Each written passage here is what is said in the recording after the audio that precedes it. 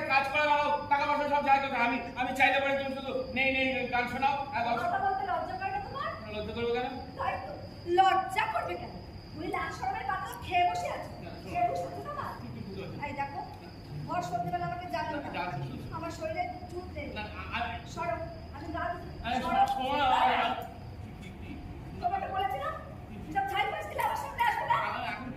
আমি সহ্য করতে পারি না।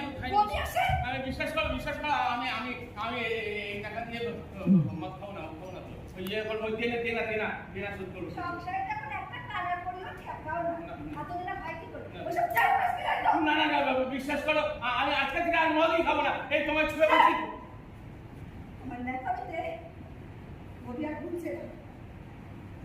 বউ কখন খাতে ঘরে টাকা আনবে, আর সেই টাকায় সুস্থ সবল মরদ মদ কিনবে। চেঁচাবি না, একদম চেঁচাবি না বলে দিলাম। যাতে এখন চেপেছ কি?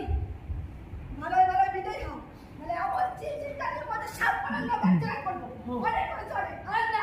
অনেক গলা বেড়েছে, হ্যাঁ? শালিয়া তোর গলা টিকে আছে।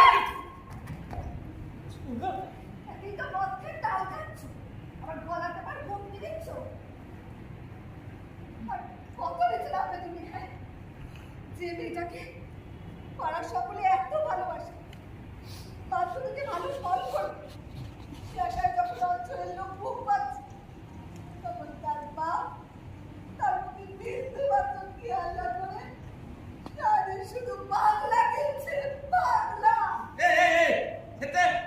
যাত্রার এত সিনের মতো বেহালা বাজিয়ে ডায়লগ না বলে তুই একটা সত্যি কথা বলতো তো তোর ওই সরস্বতীর বোর্ড নেই তোর মেয়ে এত লেখাপড়া শিখে কি ছিল রে কি ছিল